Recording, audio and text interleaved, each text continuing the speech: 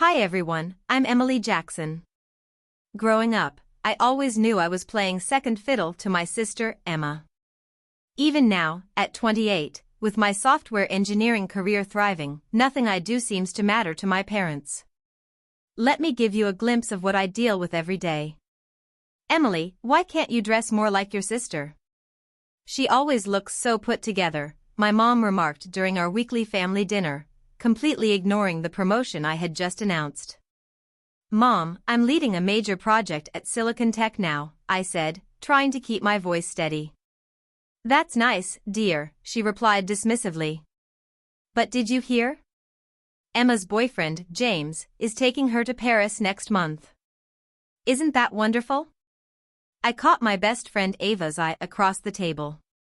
I had brought her along for moral support, and she gave me the look she always does when my family pulls this nonsense. Actually, Mrs. Jackson, Ava jumped in, her voice steady and polite. Emily's project could revolutionize her company's entire security system. Speaking of security, my dad interrupted, as if Ava hadn't spoken. Emma and James are looking at houses in the Heritage District now. That's a secure investment. I stared at my plate, pushing my food around, trying to hold my tongue. Memories flashed through my mind, the student loans I had worked 3 jobs to pay off while Emma got a free ride, the family vacations I wasn't invited to because Emma needed quality time with mom and dad. Have you seen Emma's engagement ring? My mom gushed, shoving her phone toward Ava. James proposed last weekend. $20,000. Can you believe it? How nice, Ava said flatly, squeezing my hand under the table. Later that night, my phone buzzed. A text from Emma. Mom says you seemed jealous at dinner. Don't worry, you can be a bridesmaid if you stick to the diet plan I make for you. You don't have to respond to that, Ava said firmly as we sat in my apartment. Your sister's a piece of work. Did I tell you what happened at work today? I changed the subject, trying to shake off Emma's words. My mentor, Diana, said I'm being considered for the executive track. That's amazing. Ava beamed. See? You're crushing it, on your own terms. My phone buzzed again. Another text from Emma. James's family is coming to dinner tomorrow. Try not to embarrass me by talking about your computer stuff. I sighed, setting my phone aside. You know what the worst part is? I keep trying. I keep thinking that if I just achieve enough, they'll finally see me. Well, I see you, Ava said, her voice gentle but firm. And trust me, your sister's perfect life isn't as perfect as she pretends. I had no idea then how right Ava was, or how much everything was about to implode. A few weeks later, the big day arrived. I found myself sitting in the back row at Emma's wedding reception. Yes, you heard that right. The back row. Not in the bridal party. Not even in the family section. Just shoved into a corner like some distant acquaintance. Can you believe she put you back here? Ava whispered, adjusting her dress. Her own sister? Honestly? I can. I watched Emma twirl in her designer gown, our parents beaming beside her. Everything was going exactly as expected. Until it wasn't. A server placed a fancy envelope next to my plate. Thinking it was part of the wedding favors, I opened it and froze. Was this some kind of joke? I stared at the bill inside the envelope, $200 for my plate, along with a handwritten note, we expect payment before you leave. Let me see that, Ava said, snatching the paper. Her face turned red as she read it. Oh, hell no. She pulled out her phone and began recording discreetly. Emily, dear, my mother's sweet, fake voice interrupted as she approached our table. Did you get the envelope? Mom, I said, my voice shaking. Are you seriously charging me for attending my own sister's wedding? Well, sweetie, Emma thought it was only fair since you didn't contribute to the wedding expenses, she said smoothly. Unlike James's family, who have been so generous. Out of the corner of my eye, I saw James, my new brother-in-law, watching from a distance, looking uncomfortable. He hesitated, but I couldn't hold back anymore. I offered to help with the planning, the decorations, everything. Emma told me she didn't want my help because I'd embarrass her with my simple tastes. My mother sniffed dismissively. Well, you would have, dear. Now, will that be cash or check? Ava's phone was still recording when Emma sauntered over, her gown trailing behind her like a trophy. Oh good, you got the bill, she said smugly.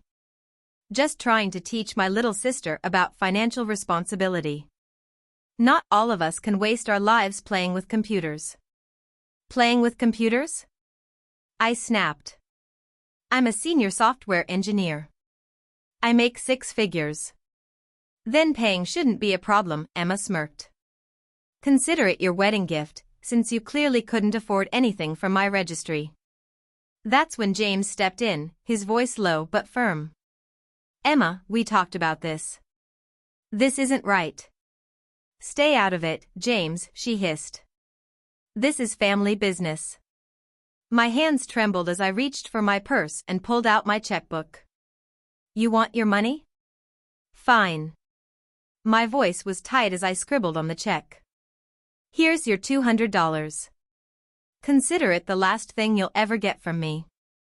Don't be dramatic, Emily, my dad said, appearing suddenly. Your sister just got married. Can't you think about someone besides yourself for once?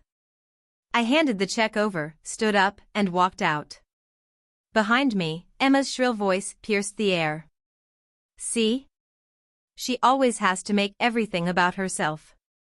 What none of them knew was that this bill wasn't just a bill. It was the final straw. And thanks to Ava's quick thinking, we had proof of everything.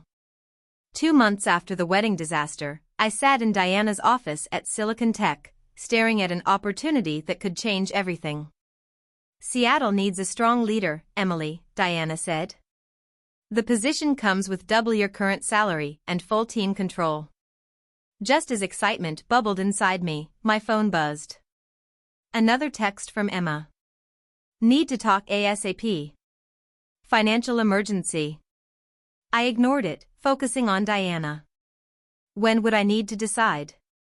I asked. Friday, she said. Then she hesitated. But Emily, there's something else. A client flagged irregular transactions from Jackson Family Enterprises, your parents' business. I froze.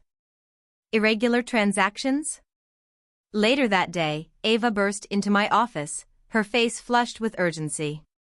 Emily, you're not going to believe this. Your parents' company, they've been running 2 sets of books. Emma's been using the business accounts like her personal piggy bank. My stomach dropped. How do you know this? James called me. He found gambling receipts. Hundreds of thousands, Emily. She's been forging your dad's signature. My phone rang again. Emma. This time, I answered, putting her on speaker. Emily, I need $50,000, she said, her voice shaky. I know you have savings. It's just a loan. Things with James are tight right now.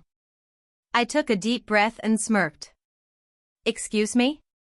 I said, my voice cold. You mean, because you're gambling away his money too? Dead silence. Then a panicked whisper. How did you? Who told you? Does it matter? I replied. The answer is no. I'm your sister, she cried. After everything Mom and Dad did for you. Did for me? I cut her off, my voice sharp. You mean charging me for your wedding? Making me pay back every cent of college while they funded your shopping sprees? Because you're the strong one, Emma's voice cracked. You can handle it. I'm not built for struggling. Ava, who was still recording, finally spoke up. You built your entire life on making Emily struggle instead. Is that Ava? Are you recording this? Emma's voice turned shrill. Emily, tell your little spy to. I hung up.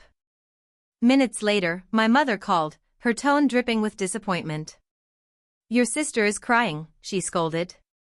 How dare you refuse to help family? Like you helped me, Mom? My voice was like ice. Should I send you a bill for this phone call? Don't be bitter, Emily, she said, switching to a sickly sweet tone. We heard about your promotion, Seattle branch, right? You can't abandon your family now. Emma needs you. Emma needs consequences, I said firmly. In the background, I heard my father's panicked voice. They're auditing the business. James's father must have reported us to the IRS. Emma's wails grew louder. My mother's voice turned pleading. Emily, you're so good with numbers. Maybe you could help us sort this out? No, I said simply. We're not family anymore. I hung up and turned to Ava. Send me copies of everything you recorded. Already did, Ava smirked. James too. Oh, and he's filing for divorce, by the way. Turns out Emma's been lying to him about, well, everything. Just then, Diana poked her head into my office. Emily, Seattle needs an answer. I stood up, feeling lighter than I had in years. Tell them I accept. 1 year later. I stood on stage at the Women in Tech Awards, accepting the Innovation Lead of the Year trophy. The Seattle skyline shimmered behind me in the golden twilight, matching the gleam of the award in my hands. My phone buzzed. A text from Ava. Emma's gambling debts finally caught up. Your parents had to sell the house to cover what she stole. They're moving into a tiny apartment next week. I slid the phone back into my pocket. The networking reception was starting, and I had bigger things to focus on. Just as I raised my champagne glass, my new assistant approached. Call from James Harrison, she said. Finding a quiet corner, I dialed back. Emily, James began, his voice steady but somber. The divorce is final. But there's something you should know. The IRS investigation, they found everything. I exhaled. Define everything. 20 years of tax fraud. Emma's embezzlement was just the tip of the iceberg. Your parents, they've lost everything. The business, their retirement, all of it. I took a slow sip of champagne, letting the news settle.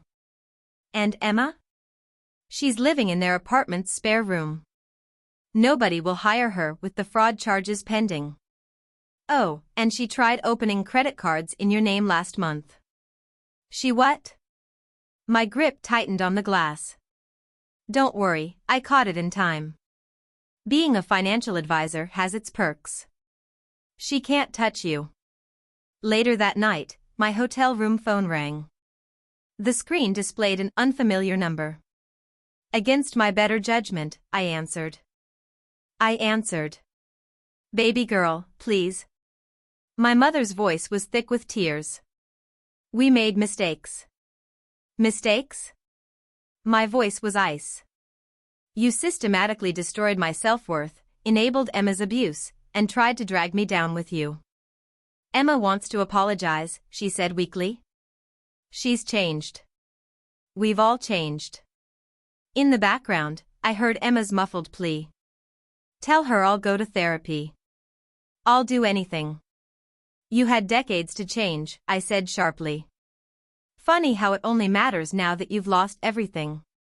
My mother's voice dropped to a whisper. We're living off Social Security. The IRS took everything. Consequences, Mom, I said, my tone cutting. Remember when you taught Emma she'd never have to face any? Well, this is what they look like. I hung up. Stepping onto my hotel balcony, I watched the sunset paint the Seattle sky in shades of purple and gold. My phone chimed. A message from Diana. Bard loved your presentation. GP position is yours if you want it.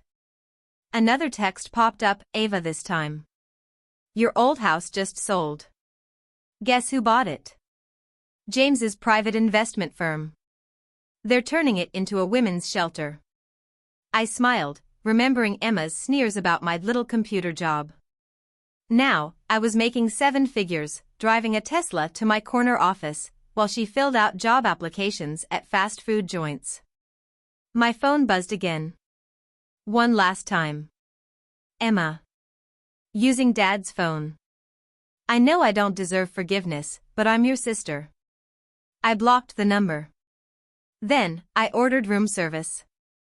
Tomorrow, I'd wake up in my luxury condo, ready to lead my team in revolutionizing tech security. Meanwhile, Emma would wake up on a pull-out couch. Mom would clip coupons. Dad would struggle to pay the electric bill. They say success is the best revenge. But sometimes, success isn't about revenge. It's about walking away from people who never deserved you in the first place. What would you have done? If Emma called you, crying and begging for forgiveness, would you have given your toxic family another chance? Or would you have stayed strong, like I did, when karma finally caught up with them? Drop your thoughts in the comments below.